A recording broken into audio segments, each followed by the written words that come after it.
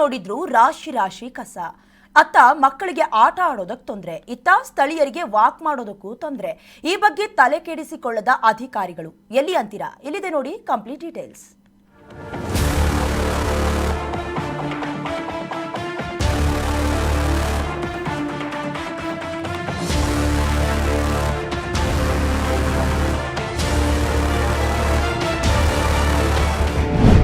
ಎಲ್ಲಿ ನೋಡಿದ್ರು ರಾಶಿ ರಾಶಿ ಕಸ. ಅಧಿಕಾರಿಗಳು ಮಾತ್ರ ಡೋಂಟ್ ಕೇರ್.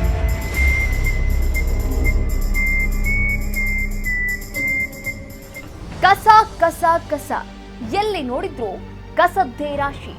ಈ ಪಾರ್ಕ್ನಲ್ಲಿ ಮಕ್ಕಳಿಗೆ ಆಟವಾಡಲು ಆಗೋದಿಲ್ಲ, ಹಾಗೆಯೇ ಸಾರ್ವಜನಿಕರು ಬಂದು ನೆಮ್ಮದಿಯಾಗಿ ವಾಕ್ ಮಾಡಲು ಸಾಧ್ಯವೇ ಇಲ್ಲ.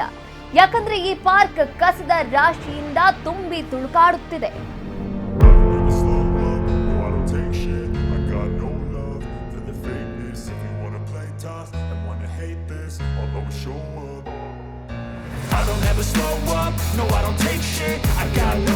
ಇಷ್ಟೊಂದು ಭಯಾನಕವಾಗಿರುವ ಕಸದ ದೃಶ್ಯ ಕಂಡು ಬಂದದ್ದು ಬೇರೆಲ್ಲೂ ಅಲ್ಲ, ಬೀದರ್ ಜಿಲ್ಲೆಯ ಔರಾದ್ ನಗರದಲ್ಲಿ.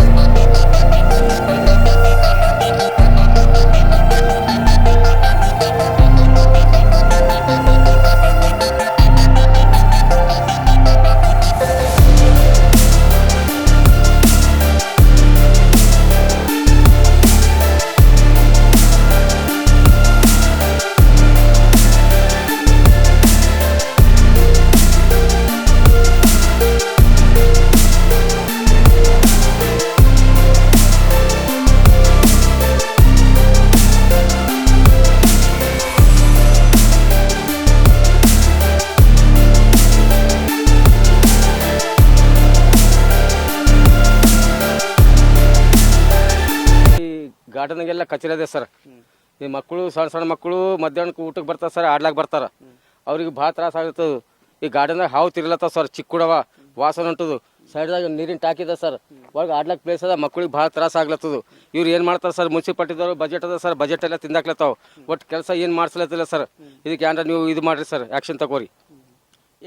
ಎಷ್ಟು ದಿನ ಸರ್ ಇದು ಸಮಸ್ಯೆ ಐತೆ? ಈ ಸಮಸ್ಯೆ ಸರ್ 6 ತಿಂಗಳು ವರ್ಷ ಹಿಡಿದು ಸರ್, ಹಿಂಗೆ ಇದೆ ಕಂಟಿನ್ಯೂ ಅದ ಸರ್. ಪಾಪ ವರ್ಕರ್ಗಳಿಗೆ ಅವರು ಇದು ಸ್ಯಾಲ್ರಿ ಕೊಡ್ಲತ್ತಿಲ್ಲ ಸರ್. ಅವ್ರ ಪಾಪ ಎಷ್ಟೊಂದು ಮಾಡ್ತಾರೆ ಸರ್. ಅವ್ರು ಸ್ಯಾಲ್ರಿ ಕೊಡ್ತಾ ಇಲ್ಲ ಸರ್. ವರ್ಷ ಅವ್ರಿಗೆ ನಾವು ವರ್ಕರ್ಗಳಿಗೆ ಕೇಳಿದ್ರೆ ಕ್ಯಾ ಕರ್ನ हम 1-1 साल से हमको पगार नहीं दे रहे, हम क्या करेंगे ಅಂತ ಅಲ್ಲ ಸರ್. ಹೌದು ಸರ್. ಅಧಿಕಾರಿಗಳು ಗಮನಕ್ಕೆ ತಂದಿದ್ರಾ? ಇಲ್ಲ ಸರ್. ತಂದಿದ್ರಾ? ಹಾಂ ರೀ ಸರ್. ಏನಂದ್ರು? ಅದು ತಂದೆ ಸರ್, ಆಯ್ತು ಮಾಡಿಸ್ತಾ ಬಿಡ್ರಿ ಅದು ತಂತಾರೆ ಸರ್. ಒಂದ್ಸಲ ನೋಡಿ ಹೋಯ್ತಾರೆ, ಅದು 6 ತಿಂಗಳು ಒಟ್ಟಿಗೆ ಹಣಿಕೆ ಹಾಕಲು ಸರ್.